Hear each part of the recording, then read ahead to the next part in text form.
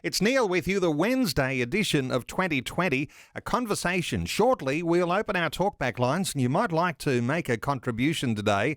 Significant things to talk about. You might have heard the reports of thousands of people turning out last weekend for what's called Love Sydney. It was a pro-life rally on a large scale where families, young people, religious leaders and politicians turned out for a peaceful and respectful public demonstration that shows a strong pro-life movement in Australia. Well, a conversation today about what has to happen to mobilise Australians to win the battle over abortion and save mothers and babies. Well, our special guest today says we have to pick up our game on how we get equipped to support women in our towns and cities when they fall unexpectedly pregnant. Jodie Pickard is the founder of Love Adelaide and was the coordinator of Love Sydney, the march that was on the weekend. And Jodie is joining us through this coming hour. Jodie, a special welcome along to 2020. Thank you, Neil. Thank you for having me.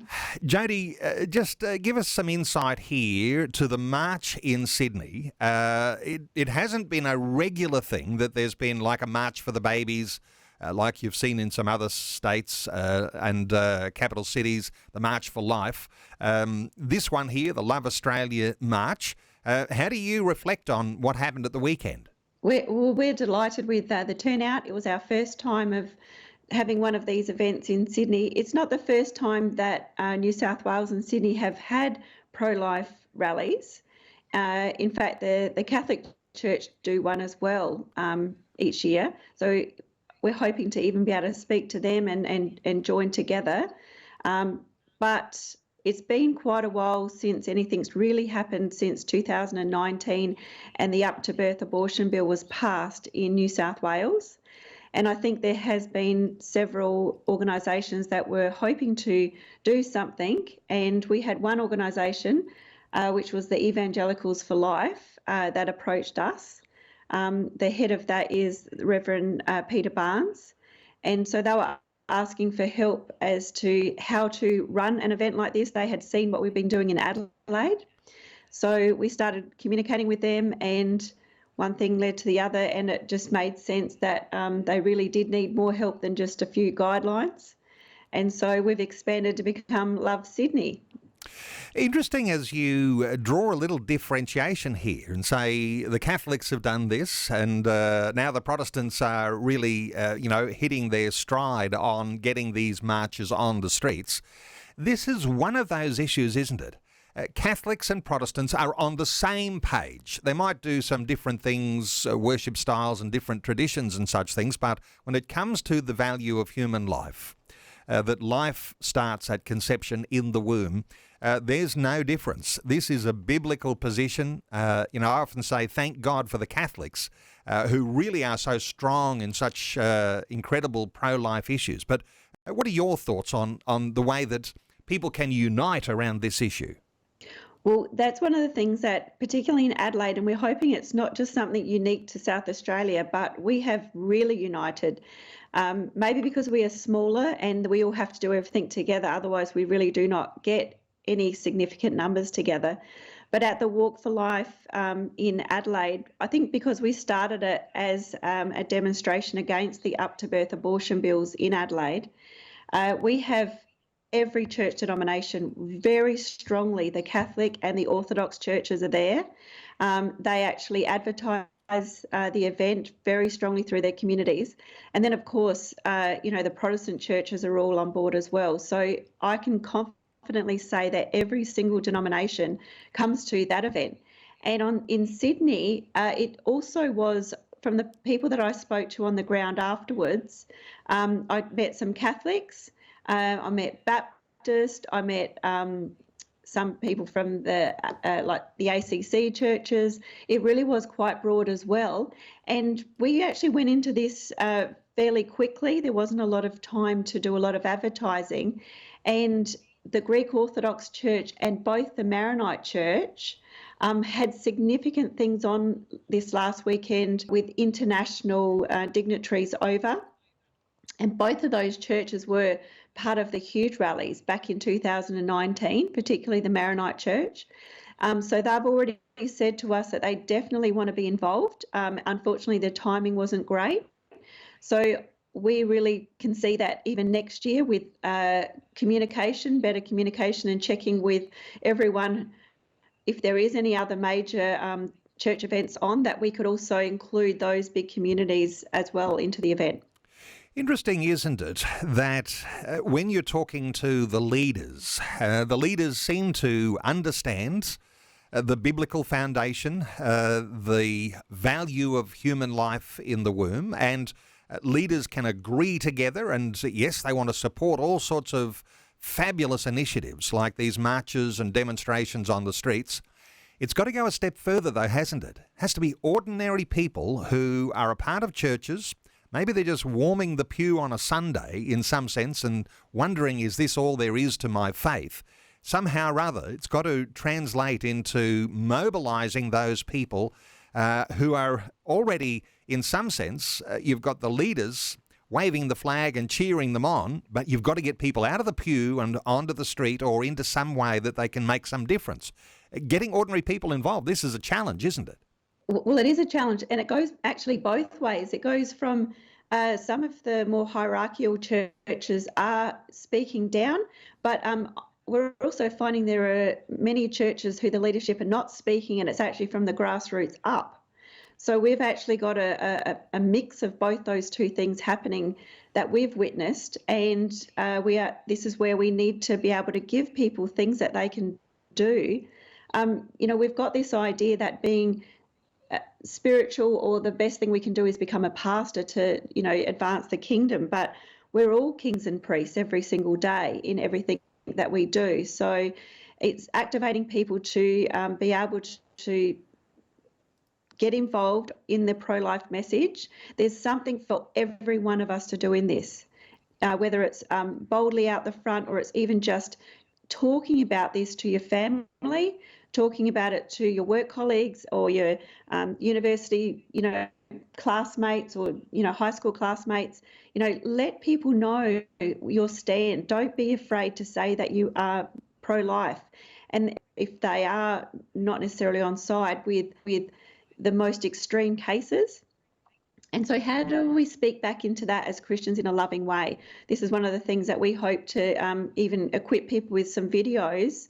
The Americans do this quite well, even through Live Action. They have some wonderful videos of how to speak back just to these really tough questions. As you say, it's not always hard to say I'm pro-life, although it could get a bit of reaction from people. Where it gets a little more difficult is defending that position, and there are some simple ways you can defend that position, of course, from the scriptures, and those sorts of things just have to be part of our normal conversation, don't they? I mean, thoughts about that scripture from Jeremiah chapter 1 that so many people love to quote about Jeremiah. Before I formed you in the womb, I knew you, and before you were born, I consecrated you. I appointed you a prophet to the nations. It's like God knows us even in the womb. So from a biblical perspective, when we say I'm pro-life, I believe God created me for a purpose right from conception, and he had a plan for me. Those sorts of things are sort of easy to come to grips with, but we do have to be able to deepen our understanding, don't we, as to how we actually engage in the conversation, because people can be turned from their pro-abortion stance to a pro-life stance if we've got some simple things up our sleeve. What are your thoughts here about, maybe getting equipped to be able to do that? Well, I definitely would be recommending them checking out some of these videos from the Live Action group about the pro-life apologetics. They hit the tough questions, and they give some really good answers back into that. I can send you some links to all of that after, Neil, that you can share with people. The other thing is we need to be educated about what these procedures are. We've in our nation across the board now, every single state and territory have now legalised abortion up to birth. there's actually 4 procedures that have been legalised in our nation, and most people wouldn't even mostly have an understanding that there are 4 different procedures, and they're all to do with the different gestational stages of the baby's development as to how their life is ended. So these are hard things to hear, and I just want to say, if anyone is being triggered by anything that we're saying, that please don't go it alone. We know there's a lot of hurt over people who have had abortions or have been around anything to do with having someone close to them have an abortion. It's a really deep pain, and some people carry this for decades. But I'd recommend them to speak to their pastors. There are counsellors. If you really don't know where to go, pregnancyhelpaustralia.org.au. That they will guide you wherever you are in Australia to help in close to you, wherever you're living. And you know what? Sometimes if you're in church and you're faced with an unexpected pregnancy, sometimes it's difficult to go to the pastor. But the pastor and the pastor's wife, or just take the two, they'll have some really wonderful embrace. They won't be condemning. They will actually have a great next step for you to take as you go through that process. Hey, let me just ask you, though, because you've just come back from, the big march in Sydney on the weekend. There's 3 senators, Senator Matt Canavan, Senator Ralph Babette and Senator Alex Antic. They are championing what started under an earlier member, the up-to-birth abortion bills and what's happening with babies born alive. Did this sort of thing come up with some of your speakers at the rally on the weekend?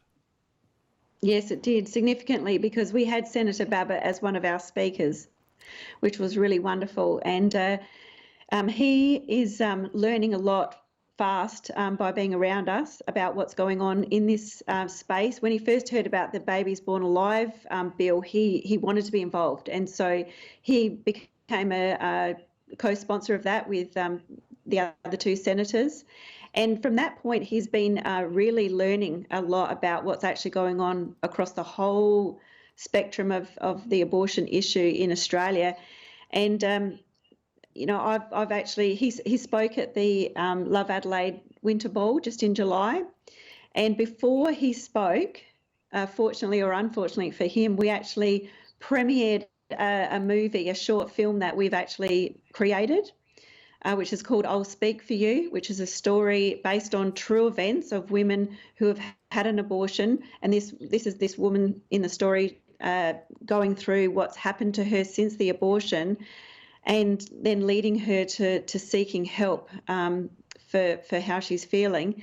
Ralph was so emotionally moved by this. The poor thing, he got up there and he struggled to even speak. So it's wonderful to see that there are people who are allowing themselves to actually engage the emotion of what this is, but then not just sit back in that, to actually step forward and say, I want to be a part of helping our nation to do better than this. So Ralph spoke really boldly. There has been an inquiry that was done for that bill, and interestingly enough, I think the inquiry would have liked to have said that they don't recommend the bill, but that would have just been so abhorrent that they actually came back and said they have no recommendations for when a child is born alive in our nation. It's staggering, but that was the position that they took. But it's not a no, which leaves it open for them to hopefully bring forward a bill, which is what we're hoping is going to be happening. It is staggering when those sorts of authorities ought to have something plain and straightforward to say, but they hold back because it's not politically correct, perhaps, to do so. Hey, you've got church leaders, some speaking down, some hearing from the grassroots speaking up. You've got political leaders who are now grouping themselves in force to be able to speak on behalf of the unborn. There's a big challenge here in getting people, ordinary Aussies, whether they are part of Christian churches or whether they're not a part of Christian churches, to be on a team that says don't want to stand for this. Australia's abortion laws are absolutely atrocious. Jodie, I want to ask you, Since the overturn of Roe versus Wade in the US, and there's quite a significant divide between pro-abortion and pro-life in the US, but I was staggered to hear that pregnancy support numbers in the US outnumbers the number of abortion clinics 3-1. Give us your impression about attitudes, say, on those sorts of statistics in the US and how that compares to what we might be doing here in Australia. Well, this is one of the areas that we really can look to our big brother and take a leaf out of their book. And they have been working hard on this for decades. Their pregnancy support networks are huge. Like you said, it's 3-1 to the abortion clinics. And in Texas, which was the first state to repeal their abortion laws right back to heartbeat, they're 9-1 pregnancy help centres to the number of abortion clinics in Texas. So we are a long way off of this. I've been fortunate to go to a couple of big pro-life conferences because I was chairman of a pregnancy help centre in Adelaide for a number of years. And during that time, this is where I learned a lot of this. And when you go to those conferences, you get to see thousands of pregnancy help centre managers and CEOs, and they are really growing that network over there considerably. They're having a lot of financial support that goes into it. Whereas in Australia, our pregnancy support network is quite small. We are all quite very often struggling to keep afloat with financially because there is no government support, which we probably wouldn't want to take any money from the government and have controls put over the centres. But it is something that I think that compared to America, there's a lot of funds that flow into these pregnancy help centres. So we need to do better in this area. Let's stay on this money issue for a moment. Who does fund those pregnancy health centres in Australia? I mean, are there some people that maybe they're, quiet, silent donors who are passionate about this and they just they want to funnel some finance into making sure that mothers are cared for if they have an unexpected pregnancy? I don't know. Are churches funding it? Is it coming from people who are private individuals? Where do you think most of the money comes from? All of what you just said.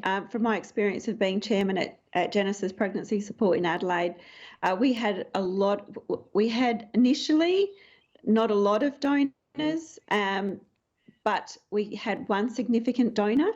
And then, interestingly, over time, when that stopped, it made us realise that we were just relying on that one significant donor to keep us going. So we then put a lot of effort into fundraising. And so our pregnancy aid is by lots of individual small donors, which is it's a wonderful thing. There are some churches now who have come on board, and more people, because of particularly the Walk for Life in Adelaide, are starting to realise. So financially, I think we're doing a little bit better, which is great. The pregnancy help centres need to be financially supported. And I dare say this is across the board, across Australia, that it's mostly small individual donors who are keeping them afloat. And so the financial support needed for the existing pregnancy help centres, but then beyond that, you've got to be able to have a little bit bigger vision and say, how do you get one of these pregnancy help centres in every town, every suburb, every city in the nation? Because there are women who'll have unexpected pregnancies ongoing and they are going to be needing that sort of support. So when we talk about the sort of dollars required here, we're not talking about loose change. We're talking about the need for a mass movement, really, even of people who'll put some money where their mouth is and maybe even their volunteer time to be put into these centres to actually make them work and to see them flourish. So, I mean, I guess that's something of a dream that you must have, that this is going to happen, but somehow or other making that happen isn't easy, is it? No, but it is slowly happening. And I think when I look back to America with the repeal of the Roe v. Wade, which was decades in the making, underneath that, significant things were happening that Australia is starting to look at and following suit in respect of, one, the pregnancy help centres and what we can do there. We need to have support on the ground so that when our laws are repealed, that people are not left without being supported. That is very significant. And that's what happened in America. They had all the support in place before what I believe the Lord was able to move and actually allow that to be overturned. Politically, that's another interesting thing. They've spent decades in the individual states actually engaging their politics and putting people of what I believe Christians into these positions, into politics, and half the states, I think it's nearly half the states had already started to repeal their laws, and they were just sitting there waiting to be triggered once Roe v. Wade was overturned. So there was a lot of things that were going on behind the scenes for many years prior to the overturn of Roe v. Wade.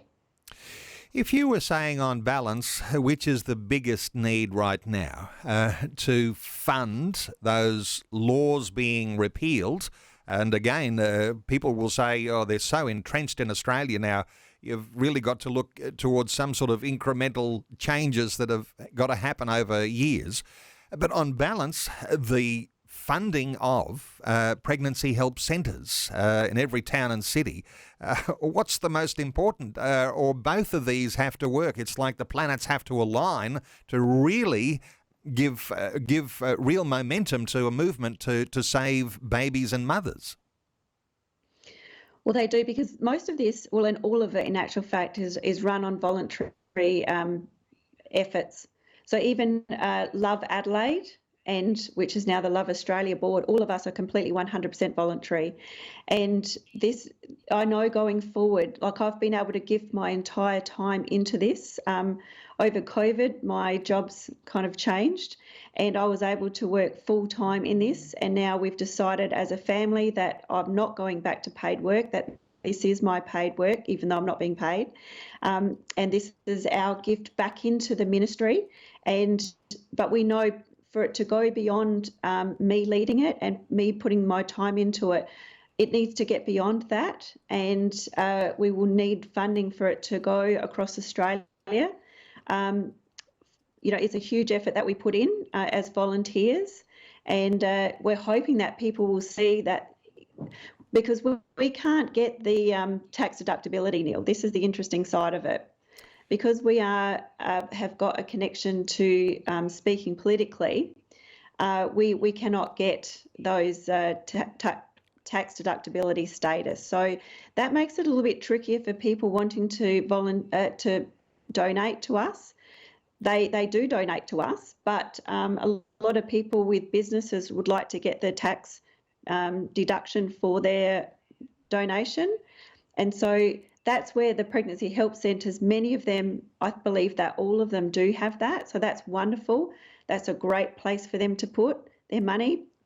But if people would like to support Love Australia and what we're doing, particularly with our new, not just doing the Walks for Life, we've got a few other things that we're launching out with, and this is going to take everything, the websites, the marketing, all of the things behind what we do. It looks like, we're doing this, we're a huge organisation, and essentially we are, and we're running on a huge donation by gift by our board. This is how most of it's running. Well, primarily a volunteer run and driven movement. And I know that that's actually quite appealing to a lot of people who want to give to a sound, solid Christian foundation, something that does good things in a community. And so you've got to get over that idea of I need a tax deduction to be able to make that sort of donation. So as you say, a primarily volunteer movement from the leaders through to all of those who are going to be welcoming and throwing their loving arms around those mothers. Jodie, in this part of our conversation, and as listeners want to participate, we'll invite them to do that. 1-800-316-316. You've got an initiative called the House of Refuge, and there's a website for this one too. But what are you trying to do with the House of Refuge in equipping churches to get alongside pastors and people? What's this House of Refuge all about?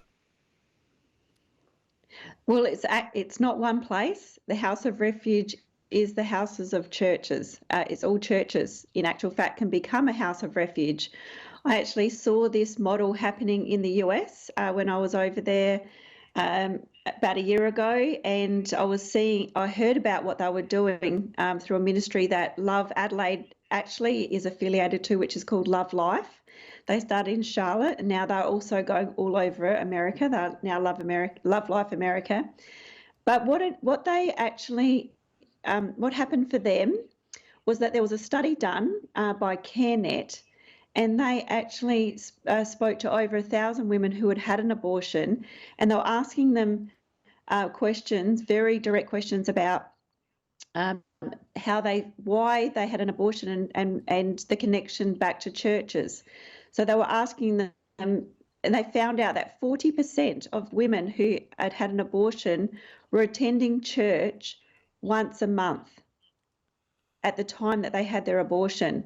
And so then the questions were, well, why was it that you didn't turn back to your church for help and chose to go to the abortion clinic to solve your problem? And so the things that came out of that were very direct things, such as that they felt that they were going to be judged. They felt that they might be kicked out of their churches. And a lot of these things are probably just a perception that what would happen as opposed to what actually would happen. But this is where it's sitting for many people, because many churches are not speaking about this issue from the pulpit. And because they found out this information, some of the people involved in Love Life actually are pastors, and then they stopped and thought to themselves, what would happen in my own church? Is this how women are thinking? Are they feeling as though they can't come forward to us? Is there a barrier? If there is, we want to remove that. And that's where the House of Refuge idea came in.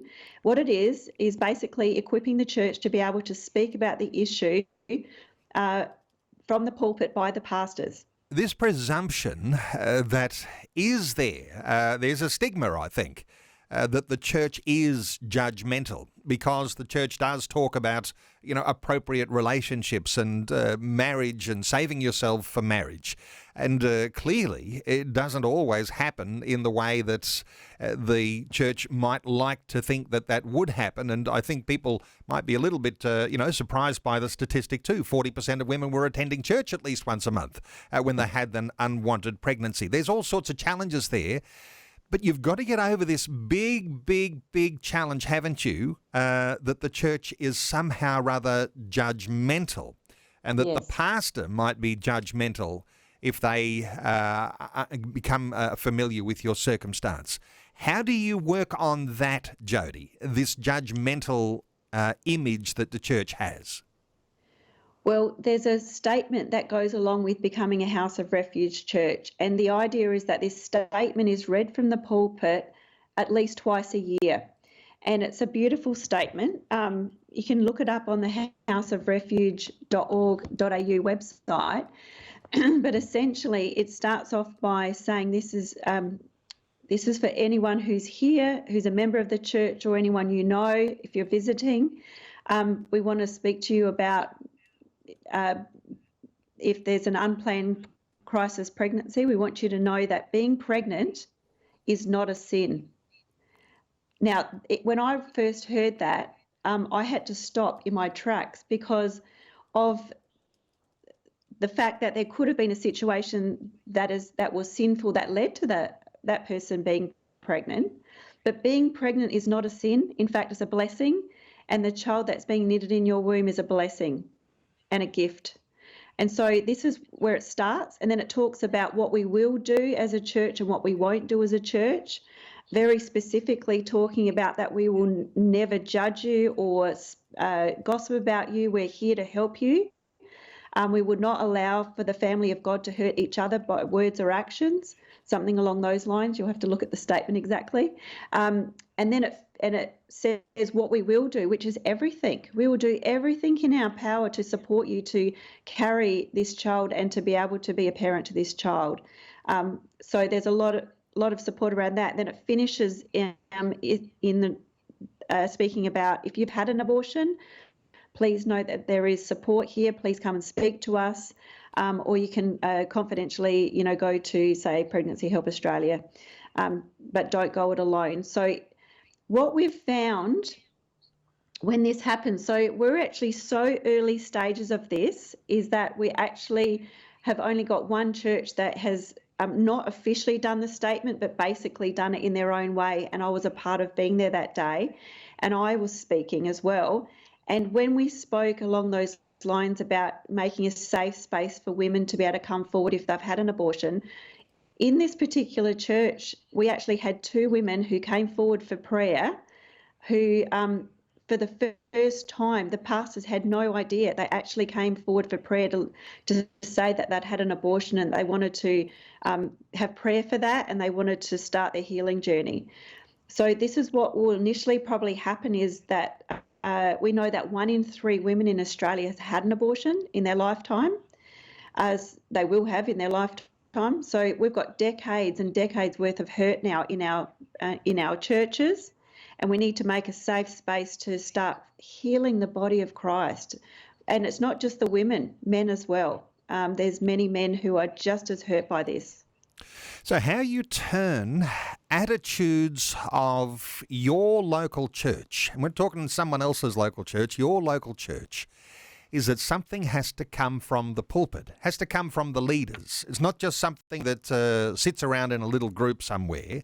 It really has to be something that happens in church, where the pastor or the priest actually delivers some sort of comment that sets the scene on what our church attitude is if there are issues that arise. And, of course, becoming a safe space.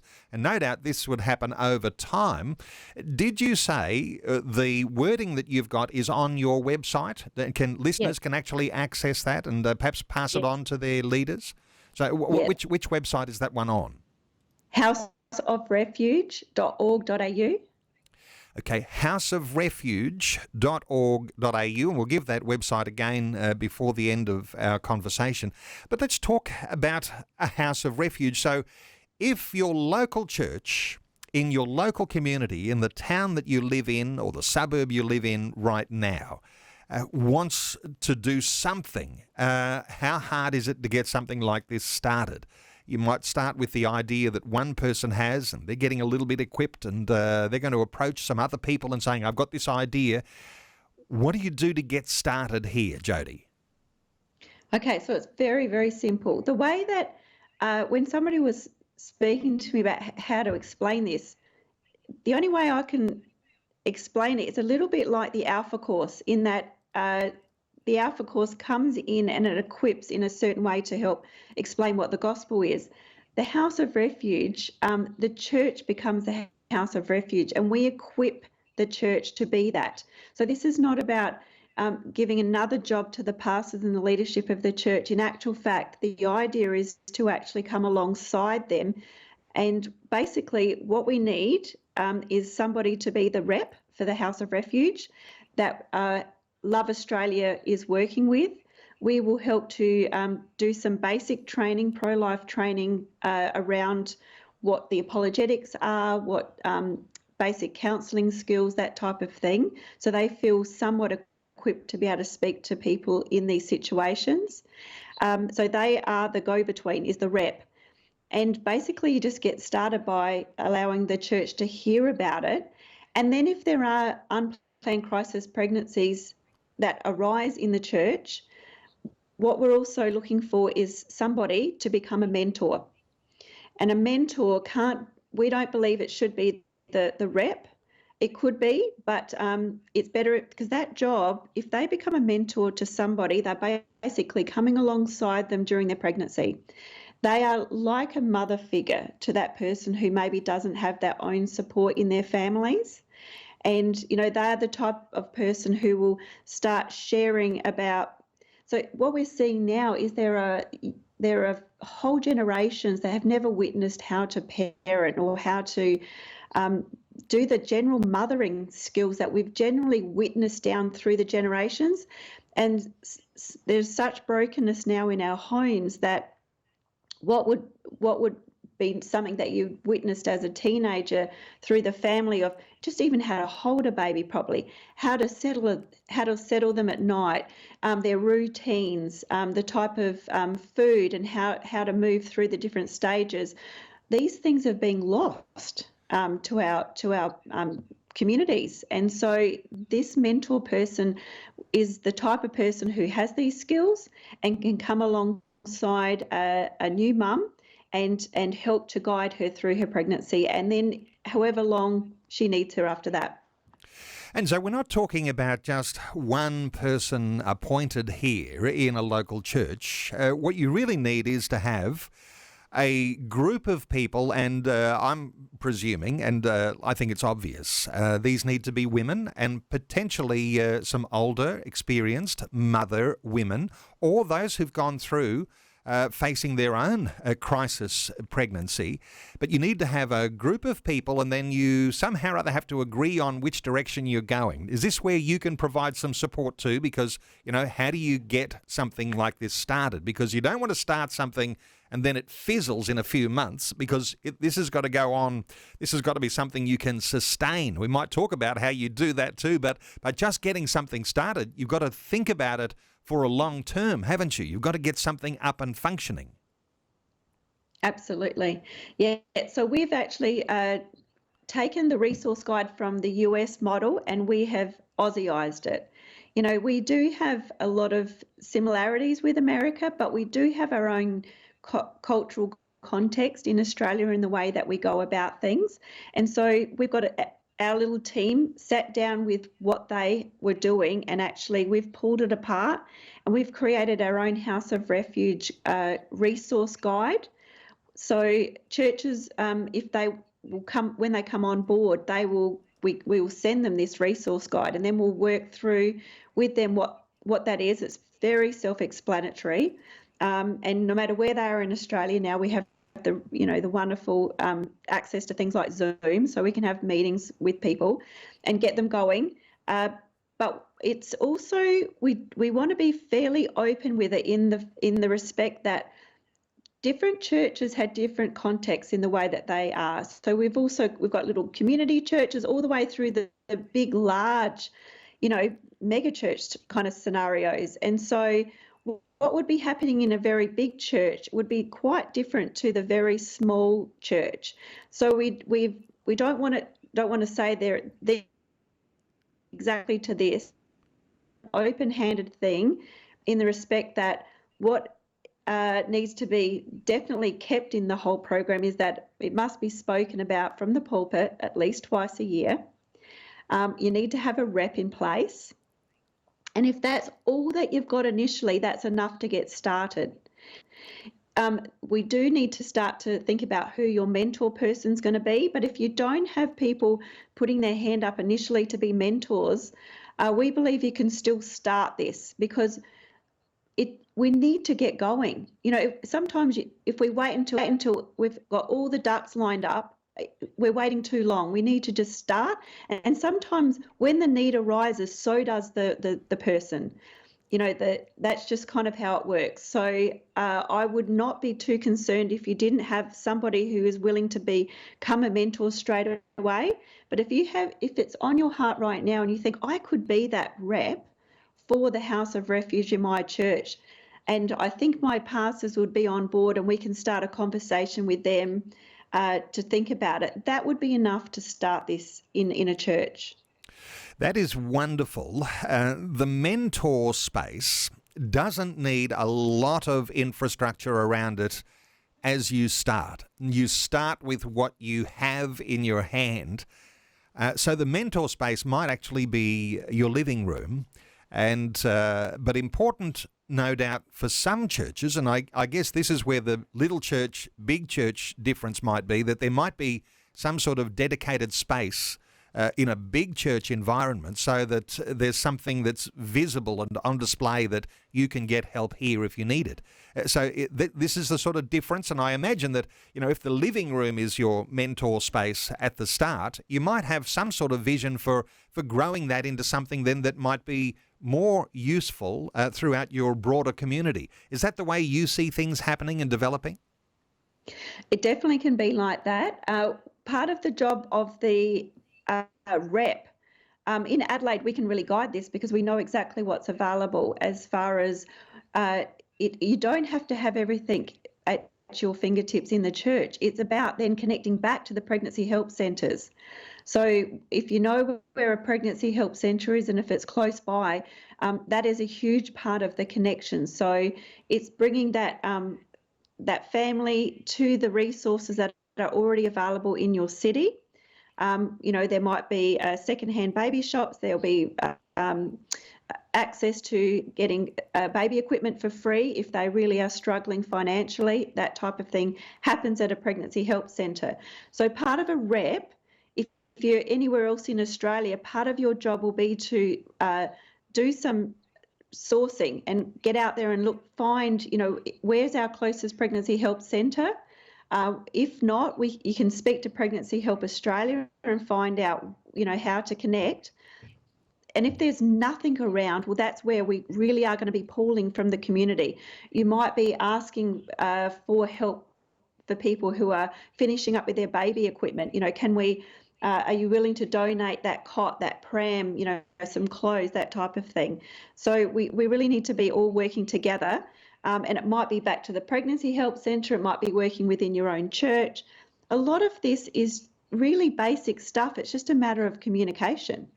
This is really all it is bringing out the communication.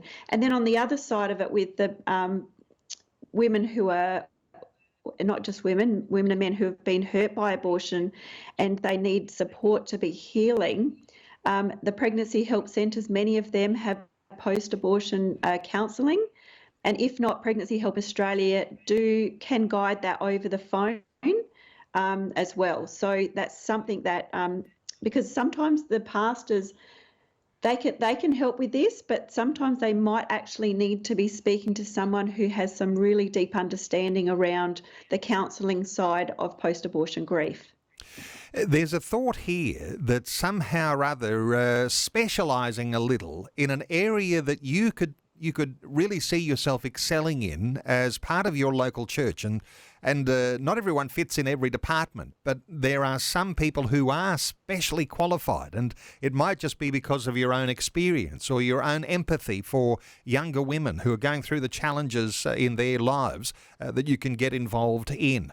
Let's just, hasn't been too many calls, but let's take a call. David is in Coonabarabran. David, running out of time quickly, but just squeeze your call in quickly. David, what are your thoughts? G'day, Neil. Thank you. Look, I just wanted to say, could we please have this conversation again and again and again? This is such a key issue for the nation, and we myself included, many of us need to really step up and pray in this area. And I just want to say to Jodie, thank you so much. You're a brave woman. Thank you for stepping up and speaking up for life. David, special honour to you for calling in and making that encouragement. Jodie, have you got a response here for David? Thank you. You know what, I sit here and I'm representing thousands and thousands of people all across our nation. I'm involved with the Pregnancy Help Centres, Pregnancy Help Australia, very much so. We need to get behind that organisation. They're amazing.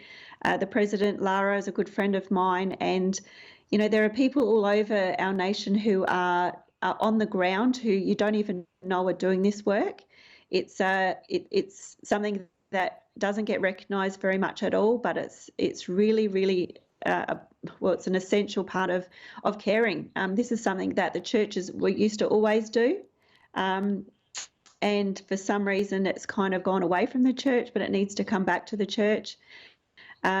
Another thing that Pregnancy Help Australia is doing, which works in beautifully for the House of Refuge, is they've got another ministry that they're looking at called Hubs of Love, because they know that it's really hard to start up a pregnancy help centre, but they're trying to remove the barriers for that as well, to say, look, even if you've just got a spare room in your church, you could even become a little mini pregnancy help centre, which if you didn't have a pregnancy help centre in your area and you became a house of refuge church, it would work beautifully that eventually you become a little mini pregnancy help centre as well, that you could then have some of the resources such as, the baby clothes and some of the equipment and that type of thing actually ready at your church. If there is nowhere else within, say, an hour or so from you, you could become that. So all of these things do dovetail in beautifully.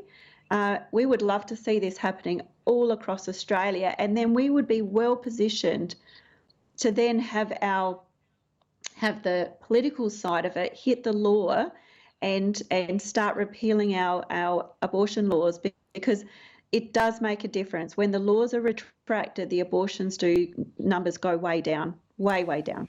David in Coonabarabran, thank you so much for your call. It is an inspiration, and we have run out of time. But while we've been probably talking mostly to women, interesting, isn't it, that David picked up the phone and he wanted to just, shower you with a little bit of love and praise there for what you're doing. But there's something here for everyone. And we're not talking about just churches in big regional centres or in capital cities, but the church that you are a part of in your local community, wherever you are listening to us around Australia today. This is something that could be a dimension of your local church's ministry.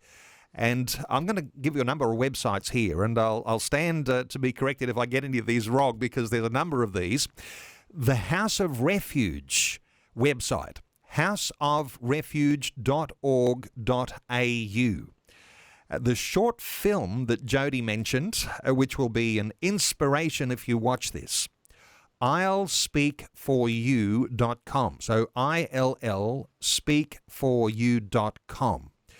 There is the new website we've been mentioning called loveaustralia.org.au. It's loveaustralia.org.au. And for those who want to go a little deeper, Jodie mentioned the group called Live Action, and they have some online apologetics. There's also other groups like Pregnancy Help Australia. They've got those centres with those hubs of love all over the country in different places, about 35 centres. So there might be one just near you. Simply Google Pregnancy Help Australia to get a hold of them. If you're thinking, which is the best one, a priority one to look at today, houseofrefuge.org.au. I could have gone on to mention Love Adelaide and Love Sydney, but houseofrefuge.org.au. Jodie, thank you so much for taking some time to share your heart with our listeners today on 2020. It's my pleasure. Thank you for having me, Neil.